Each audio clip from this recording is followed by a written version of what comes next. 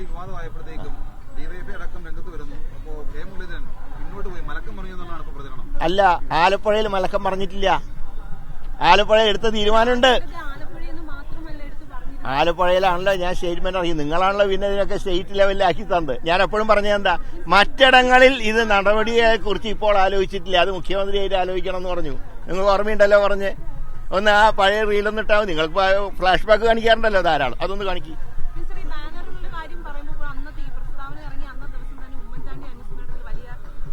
എവിടെ എവിടെ? അതിന് തിരുവനന്തപുരത്തിന്റെ കേസ് കൂടി ഇല്ലല്ലോ. ഇപ്പോൾ ആലപ്പുഴയിലാണ് ഈ പരാതി. സ്ഥലം കയ്യേറി, ഞാൻ ആ കഴി വരെ ഇട്ട് വന്നു. സ്ഥലം കയ്യേറി നടക്കില്ല. രണ്ടു കൂട്ടരുണ്ട്. അതാണ് ഇപ്പൊ സുരേന്ദ്രനും പിണറായിക്കും ഒരേ ഭാഷയല്ലേ. ഒരു കോൺഗ്രസ് നേതാവിന്റെയും BJP നേതാവിന്റെയും ഒരു പ്രസ്താവന വന്നാൽ സഖ്യം എന്ന് പറഞ്ഞിട്ട് കാണിക്കുന്നതല്ലേ. ഇപ്പോഴെന്തായി? ഇന്നലെ ഞാൻ നോക്കി, DYFIക്കാർക്കും കെ സുരേന്ദ്രനും ഒരേ ഭാഷ. കാരണം അവിടെ രണ്ടുപേരും പങ്കുവെച്ചോടാണ്. ഇനിയും കുറെ കാര്യങ്ങൾ പുറത്തു വരും. അതുകൊണ്ടാണ് നമ്മളെ ആക്രമിക്കാൻ. എനിക്കതൊന്നും ഒരു പ്രശ്നവുമില്ല. ഇതൊന്നും കണ്ടു പേടിക്കുന്ന ഒരാളല്ല ഞാൻ. തീർച്ചയായിട്ടും തുടങ്ങും. തുടങ്ങുമെന്ന് പറഞ്ഞാൽ തുടങ്ങും.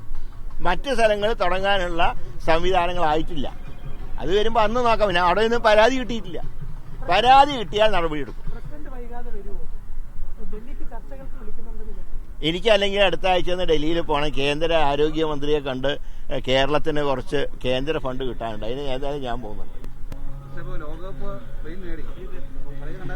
അല്ല, ഞാൻ ഈ കളിയിൽ അധികം താല്പര്യം എടുക്കാറില്ല. മറ്റൊന്നും കൊണ്ടല്ല, എനിക്ക് ഫുട്ബോൾ ഇഷ്ടമാണ്. പക്ഷെ നമ്മുടെ രാജ്യത്തിന് ടീമില്ലാത്തതുകൊണ്ട് മറ്റ് രാജ്യങ്ങളുടെ ഈ കളി കാണുന്നതിന് എനിക്ക് അത്ര വലിയ താല്പര്യമില്ല. പക്ഷേ ഞാൻ നേരത്തെ ഒരു ചാനലിനോട് ഞാൻ പറഞ്ഞിരുന്നു, മെസ്സിയുടെ മാജിക്ക് കണ്ട് ഫൈനൽ ജയിക്കണം എന്നില്ലാതെ. എനിക്കത് മലയാളം ചാനലിനെ കൊടുത്തു, ഒറ്റ ചാനലിനെ കൊടുത്തിട്ടുള്ളൂ.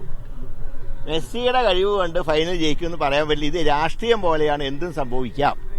അപ്പോൾ അത് സ്വാഭാവികമായിട്ടും സ്പെയിൻ നന്നായി കളിച്ചു, സ്പെയിൻ നേടി. അത് അങ്ങനെയൊന്നും നോക്കിയിട്ട് കാര്യമില്ല. ജയിക്കുന്ന ടീമിനെ അംഗീകരിക്കണം. അത് നമ്മൾ ഈ ഇലക്ഷൻ തോൽക്കുമ്പോൾ പറയല്ലോ, അവിടെ മറ്റേ ബൂത്ത് കയ്യേറി, അവിടെ ആളില്ല എന്നൊക്കെ പറയുന്നത്. കളി ജയിച്ചു, സ്പെയിൻ നന്നായി കളിച്ചു, അവർ ജയിച്ചു. അതിനെ സ്പോർട്സ്മാൻ സ്പിരിറ്റിൽ എല്ലാം കാണണം. രാഷ്ട്രീയത്തിന് സ്പോർട്സ്മാൻ സ്പിരിറ്റിൽ കാണുന്നുള്ള അഭിപ്രായക്കാരനാണ് ഞാൻ.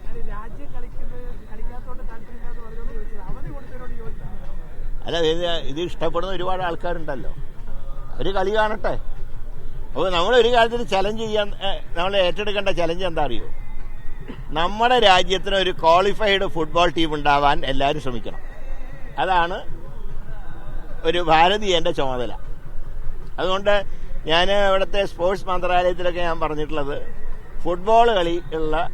ഫുട്ബോൾ കളിക്കാരെ കൂടുതൽ പ്രോത്സാഹിപ്പിച്ച് കേരളത്തിലൂടെ ഒരു സ്വർണ്ണ മെഡൽ ഇന്ത്യക്ക് നേടിക്കൊടുക്കണം. നമ്മളൊരു ചലഞ്ച് അതായിരിക്കും.